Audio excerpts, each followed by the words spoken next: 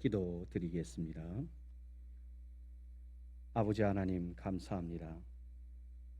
귀한 임직식에 부족한 종을 세워주시고 말씀을 전하게 하심을 감사합니다. 이 시간도 주의 뜻을 바르게 잘 전달케 하시고 전하는 자나 듣는 자에게 은혜의 시간, 성령의 감동과 감화와 기름 부음이 있는 시간이 되게 하옵소서. 육신은 감추시고 진리의 말씀만 드러나게 하시옵소서. 성령님을 온전히 의탁합니다. 예수님 이름으로 기도드리옵나이다. 아멘. 할렐루야. 자, 우리 옆에 사람과 조금 인사를 하겠습니다. 사랑합니다. 축복합니다. 네, 감사합니다. 오늘 설교 제목은 성막을 떠나지 않은 사람이라는 제목으로 말씀을 드리겠습니다. 모세는 금송아지 사건 이후 성막을 진 중앙에서 진 바깥으로 옮깁니다. 이에 하나님의 임재를 사모하는 사람들은 진영 밖에 있는 성막을 찾았습니다. 오늘 본문을 보면 여호수아 역시 이 회막을 떠나지 아니하였다라고 기록되어 있습니다. 왜 그는 이 성막을 떠나지 아니하였을까? 우리 함께 생각을 해보겠습니다. 우리가 잘 아는 이 금송아지 사건 이후에 모세는 어떤 이유에서인지 모르지만 진 중앙에 있던 성막을 진 바깥으로 옮겨서 이제 하나님의 임재를 찾는 사람들은 진 바깥에 있는 성막을 찾아오도록 만듭니다. 본문에 나타난 바와처럼 많은 사람이 나와서 거기에서 하나님의 임재를 누리고 있었습니다. 특별히 그 중에도 여호수아 역시 밤낮을 가리지 않고 성막을 떠나지 아니했다라고 기록이 되어 있습니다. 왜 그는 이와 같이 성막을 떠나지 아니하였을까? 함께 생각을 해보도록 하겠습니다. 우리가 11절을 보면 여호수아는 다른 사람이 다 회막을 떠나도 혼자만은 거기에 남아 있었다라고 기록이 되어 있습니다. 왜 그는 이렇게 하였습니까? 첫 번째는 삶의 우선순위가 무엇인가를 알고 있었기 때문입니다. 자, 우리 그냥 오후 시간에 그냥 있으면 졸리니까 제가 질문을 하면 여러분이 들었던 대로 답을 하시면 되겠습니다. 무엇을 알고 있었다고요? 삶의 우선순위를 알고 있었기 때문에 그는 떠나지 아니하였습니다. 여호수아가 회막을 떠나지 않았던 것은 그가 삶에 무엇이 중요한가 우선순위를 파악하고 있었기 때문입니다. 우리가 11절을 다시 보면 여호수아의 이름 앞에 붙어있는 수식어가 있습니다. 젊은 수종자 여호수아라고 되어 있습니다. 젊다라는 것을 강조하고 있습니다. 한마디로 말해 혈기왕성한 때입니다. 가고 싶고 먹고 싶고 하고 싶고 만나야 될 사람이 많은 때가 바로 이 젊은 때입니다. 제가 주석을 찾아보니까 이 젊은이라는 단어가 39세 이하였다라고 그렇게 성경학자들은 해석하고 있었습니다.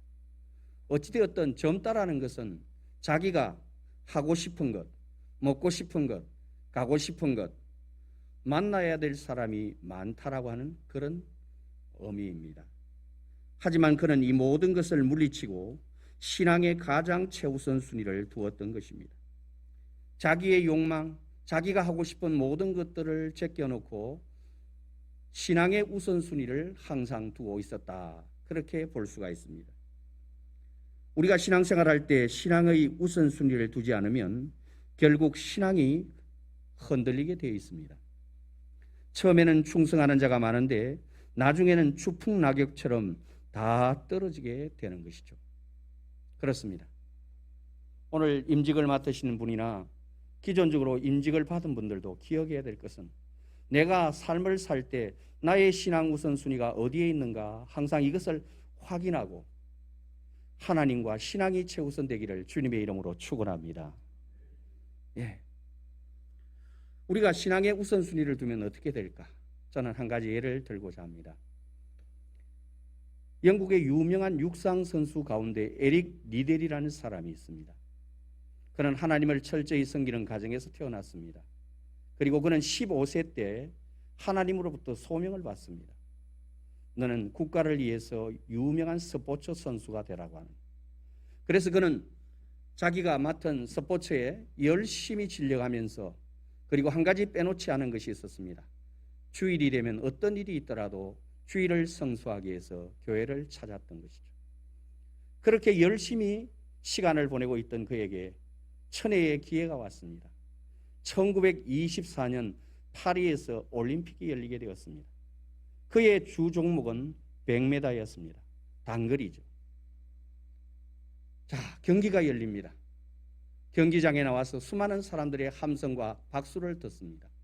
그런데 옆에 있는 동료 선수가 자기에게 기띔을 해줍니다. 에릭, 오늘 무슨 날인지 알고 있니?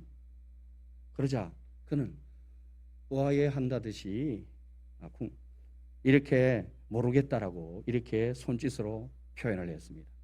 오늘이 곧 주일이야 라고 했습니다. 에릭은 얼굴이 갑자기 굳어졌습니다. 아, 오늘이 주일이었구나. 그리고 그는 유유히 경기장을 빠져나갔습니다. 많은 사람들이 소란스러웠습니다. 출발 스타트에 서 있던 선수들조차도 의아했습니다. 저 순서가 갑자기 배탈이 났나? 소변이 하고 싶나? 궁금해했죠. 뒤따라온 코치에게 그는 말했습니다. 나는 오늘 이 100m를 뛸 수 없습니다. 이유가 뭐야? 주일을 성수해야 되기 때문입니다. 그리고 이 소식은 방송을 타고 전 영국에 퍼졌습니다. 에릭은 졸지에 배신자가 되고 조국을 배반한 사람이 되었습니다. 얼마나 예수를 특별히 믿길래 그는 국가의 부름을 받고 올림픽 대표로 나갔는데 주일을 성수하기 위해서 100m를 뛰지 않다니 나쁜 놈, 온갖 욕을 다 들었습니다. 그런데 하나님의 기회는 있었습니다. 그 다음 날이었습니다. 400m 결승이 있었습니다. 그는 사실 단거리 선수지 중거리 선수는 아닙니다. 자기의 주종목도 아닌 400m에 국가의 부름을 받아 나가야 된다는 요청을 받게 되었습니다. 그는 기도를 했습니다. 하나님, 내가 100m에서는 우승하지 못했지만 이 400m에서 하나님의 영광을 드러내게 해 주옵소서. 그리고 출발선에 섰습니다. 탕 소리와 함께 출발했는데 놀라운 사실은 그는 400m 주 종목이 아님에도 불구하고 세계 신기록을 기록하고 금메달을 따게 되었다는 사실입니다. 사랑하는 여러분, 오늘 우리가 하나님 앞에 최선을 다하고 나의 모든 것을 최우선 두면 하나님께서 나를 버리지 않고 나의 삶을 책임진다는 사실을 분명히 믿으시기를 주의 이름으로 축원합니다. 그래서 성경은 이렇게 말합니다. 마태복음 6장 33절에 그런즉 너희는 먼저 그의 나라와 그의 의를 구하라. 그리하면 이 모든 것을 너희에게 더하시리라. 오늘 직분을 맡은 여러분, 여러분 어떤 일이 있더라도 항상 여러분의 일 속에 하나님과 교회가 우선되기를 다시 한번 축원합니다. 두 번째, 왜 여호수아는 성막을 떠나지 아니했습니까? 사람들이 왜 실패했는가를 보았기 때문입니다. 여호수아가 회막을 떠나지 않았던 것은 사람들이 왜 실패하는가를 보았기 때문입니다. 사실 여호수아에게 한 가지 의문이 있었습니다. 그건 왜 사람들이 하나님의 능력과 기적을 그렇게 체험하고도 넘어지고 있는가 하는 것이었습니다. 우리가 출애굽의 과정을 잘 알지만 이스라엘 백성이 얼마나 많이 하나님의 임재와 능력과 기적을 체험했습니까? 애굽에 있을 때부터 10가지 재앙이라는 놀라운 기적을 체험했습니다. 홍해의 기적을 체험했습니다. 엘림의 기적을 체험했습니다. 너무나 많은 기적을 체험했음에도 불구하고 사람들은 또 얼마 시간이 지나면 불평하고 원망하였습니다. 그래서 여호수아는 묵상해 보았습니다. 하나님을 저렇게 만나고도 왜 그들은 실패할까? 그가 이에 대해 얻은 답은 두 가지였습니다. 먼저 그것은 사람들이 인간 모세를 바라보고 글을 쓰시는 하나님을 바라보지 않고 있다라는 결론을 얻었습니다. 그래요. 이 여호수아가 얻은 첫 번째 결론은 사람들이 하나님을 바라봐야 되는데 인간 모세 지도자를 바라보고 있다라는 것이죠. 그것이 그들이 실패한 이유였습니다. 또 하나의 이유는 하나님 앞에 끝까지 엎드리는 사람이 없다라는 것이죠. 다시 말해 하나님만 바라보고 기도하는 사람이 없었다는 사실입니다. 이게 왜 중요하냐? 저도 여러분도 살아가면서 로또 복권 1등 당첨되기를 바라는 그런 간절한 마음이 있습니다. 꼭 로또가 아니더라도 1등이 되고 싶고 뭔가 우리의 삶 속에 기적이 일어나기를 바라는 그런 간절한 마음이 있다는 것이죠. 그런데 그것은 중요한 것이 아닙니다. 그 내가 체험한 기적과 능력을 유지하는 비결이 있는데 그게 바로 기도라고 하는 사실입니다. 아무리 어제와 같이 기적을 체험하고 능력을 체험했더라도 오늘 하나님 앞에 엎드리지 못하면 그 기적과 능력은 나의 기억 속에서 내 은혜 속에서 빨리 빠져나가게 된다는 사실입니다. 여호수아는 이 사실을 목격하게 된 겁니다. 기도하지 않아서 그렇구나. 나는 하나님 앞에 기도해야지. 이 성막을 떠나지 말아야지. 그런 결심하게 된 것입니다. 많은 사람이 기도하기를 힘들어합니다. 그리고 답답해합니다. 이는 아직 기도를 통해 역사하는 하나님을 못 만나서 그렇습니다. 기도는 가장 무능해 보이나 가장 위대한 일을 이루는 비결입니다.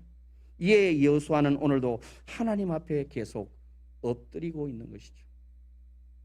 여러분, 기도도 이 곡선이 있어요. 고비가 있다라는 것이죠. 저는 기도는 거룩한 노동이라고 생각합니다. 부족하지만 저도 하루에 4시간 이상 기도하려고 합니다. 쉽지 않아요. 그때마다 제가 제 자신에게 설교를 합니다. 성도들은 이 시간에 가서 열심히 일하는데 나는 목회자로서 편하게 누워 있을 수는 없다. 하나님 앞에 기도해야지. 그럼에도 불구하고 힘들 때도 많아요. 그런데 이 기도의 곡선을 달려가다 보면 어느 순간에 하나님의 은혜가 우리에게 임하게 된다. 이 체험을 할 때까지 기다려야 된다는 것입니다. 사랑하는 여러분, 우리 주님도 기도의 자리를 항상 지켰습니다. 마가복음 1장 35절에 새벽 아직도 밝기 전에 예수께서 일어나 나가 한적한 곳으로 가사 거기서 기도하셨다 되어 있습니다. 성막을 떠나지 않은 이유는 사람들이 실패하는 걸 보았는데 그 실패의 가장 큰 원인 중에 하나는 뭐냐? 능력과 기적을 체험했는데도 기도하지 않아 은혜를 쏟아버리더라는 것입니다. 오늘 여러분도 마찬가지입니다. 이 임지식의 첫날 여러분의 가슴은 두근거리고 많은 생각이 오고 갈 것입니다. 내가 주님을 위해서 몸을 부셔서라도 충성해야지. 그러나 그 결심이 오래 유지되기 위해서는 반드시 한 가지가 있어야 합니다. 끝까지 엎드리는 생활을 해야 된다는 것이죠. 제가 알고 있는 권사님 한 분이 있습니다. 이름도 너무나 멋있습니다. 이검순입니다. 예. 유행가에 나오죠. 검순이. 근데 이 권사님은 365일 기도에 빠지 않아요. 제일 먼저 와서 방석을 깔아요. 새벽 기도에. 보통 그 시간이 새벽 한 3시 정도 돼요. 그리고 늦게까지 기도하세요. 기도의 자리를 지키는 것이죠. 제가 그 권사님을 보면서 지금도 존경합니다. 지금은 제가 그 교회를 떠나왔지만 어떻게 저렇게 평신도인데 기도할 수 있을까? 목회자인 나도 어떤 때는 게을러서 기도하기 싫을 때가 있는데 비가 오나 눈이 오나 저렇게 오시다니. 결국 자기가 받은 사명을 끝까지 유지하더라는 것이죠. 오늘 교회에 많은 직분자들이 세워집니다. 저는 이 교회를 두고 하는 말이 아닙니다. 그런데 그 직분자들 가운데서 그 직분을 잘 감당하려면 기도의 무릎이 강해야 합니다. 믿으시기를 주의 이름으로 축원합니다. 예. 세 번째, 어떻게 해서 여호수아는 성막을 떠나지 않았습니까? 신앙의 원근 법칙을 발견했기 때문입니다. 신앙의 뭘 발견했어요? 원근 법칙. 여호수아가 성막을 떠나지 않은 것은 신앙의 원근 법칙을 발견하였기 때문입니다. 즉 신앙이나 삶을 보니 자신이 가까이 하는 것이 자신을 지배하고 다스리더라는 것입니다. 내가 무엇을 가까이 하느냐가 나를 다스리더라는 것이죠. 주님의 제자였던 가룟 유다는 돈을 가까이 해 돈의 지배를 받습니다. 아브라함의 조카 롯은 아브라함과 함께 있을 때에는 신앙의 지배를 받지만 그가 독립해서 세상의 지배를 받았을 때 그는 세상 사람이 됩니다. 성경의 창세기에 보면 그가 성문에 앉아 있었다라고 되어 있습니다. 세상의 높은 자리에 가 있었다라는 것이죠. 세속화되었다라는 것입니다. 인생이란 결국 내가 가까이 하는 것이 나를 지배하고 다스리게 되어 있습니다. 여러분이요, 여러분이 가까이 하는 것이 여러분을 지배한다는 사실을 잊지 않기를 바랍니다. 그래서 하나님 말씀은 야고보서 4장 8절에 하나님을 가까이 하라 그리하면 너희를 가까이 하시리라고 말씀하고 있습니다. 이 사실을 깨달은 여호수아는 오늘도 하나님을 가까이 하기에 성막에 머물고 있는 것입니다. 중직자는 이사를 가더라도 교회에 멀리 가지 말고 항상 가까이, 그래서 주의 성전과 가까이 있으면서 하나님의 임재 속에 늘 머물기를 바라는 그 마음이 있어야 될 줄로 믿습니다. 마지막으로 여호수아는 어떻게 하여 성막을 떠나지 아니하였나요? 무엇을 선택해야 하는가를 알았기 때문입니다. 여호수아가 회막을 떠나지 않은 것은 무엇을 선택해야 하는가를 깨달았기 때문입니다. 삶은 선택의 연속입니다. 우리가 무엇을 선택하느냐는 내 미래를 좌우합니다. 하와는 한 번 잘못 선택함으로 인류의 전체를 죄악에 빠뜨렸습니다. 이처럼 선택은 내 미래를 좌우합니다. 선택은 내 삶을 다스립니다. 직장과 결혼과 같은 것은 어떤 것을 선택하느냐에 따라서 나의 미래가 결정됩니다. 또 그것은 내 삶을 지배하기도 합니다. 그리고 선택은 하나님께 쓰임받느냐 못 받느냐를 결정하기도 합니다. 사울왕은 왕이 되었지만 하나님의 명령에 불순종했습니다. 아말렉과의 전쟁 가운데서 모두를 진멸하라 했지만 그는 좋은 것을 남겨두었습니다. 결국 그는 불순종을 선택함으로 하나님께 끝까지 쓰임받지 못하는 불운의 사람이 되었습니다. 선택은 내가 받을 복을 좌우합니다. 에서는 세상의 것들을 선택했지만 야곱은 조금 쫄장구처럼 보이고 비열해 보이지만 그는 하나님의 축복을 선택했습니다. 결국 그는 이스라엘의 조상이 되는 사람이 되었던 것이죠.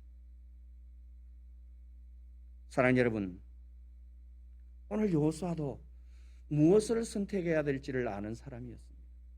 그는 믿음의 선택을 한 것이죠. 내가 이곳에 머물기로 작정해야겠다. 그리고 그는 성막을 선택하고 하나님의 임재 속에 있기로 결론을 내린 것입니다. 잠언 22장 1절은 이렇게 말합니다. 많은 재물보다 명예를 택할 것이요 은이나 금보다는 은총을 더욱 택할 것이니라. 이제 결론입니다. 사랑하는 성도들이여, 저는 4가지를 말씀드립니다. 첫째, 삶의 우선순위를 잘 정하시기 바랍니다. 두 번째, 하나님 앞에 늘 기도하는 사람이 되시기 바랍니다. 세 번째, 하나님을 가까이 하시기 바랍니다. 네 번째, 세상의 끝보다 은혜를 선택하는 직분자들과 우리 모든 성도가 되시기를 주님의 이름으로 축원합니다. 기도하겠습니다. 주님 감사합니다. 오늘도 귀한 말씀을 통하여 우리의 인생의 지표를 주셨습니다. 겸손하게 말씀을 듣고 실천하여 우리도 여호수아의 길들을 갈 수 있도록 도와주시옵소서. 삶의 우선순위가 하나님께 있게 하여 주시옵소서. 내가 좋아하고 내가 하고 싶은 것들이 아닌 하나님이 원하는 것들을 하는 사람이 되게 하소서. 뿐만 아니라 하나님 앞에 기도하는 그 사람이 끝까지 가는 사람이요 충성하는 사람이요 은혜를 잃지 않는다라는 것을 기억하게 하옵소서. 뿐만 아니라 내가 가까이 하는 그것이 나를 지배하고 다스림을 알아 죄악을 멀리하고 세속을 멀리하고 하나님을 늘 가까이 하는 사람이 되게 하옵소서. 뿐만 아니라 세상의 어떤 것보다는 하나님의 은총을 선택하는 귀한 직분자와 성도들 되어서 이 교회를 빛나게 하고 하나님을 기쁘시게 하는 모두가 되게 하옵소서. 예수님 이름으로 기도드리옵나이다. 아멘.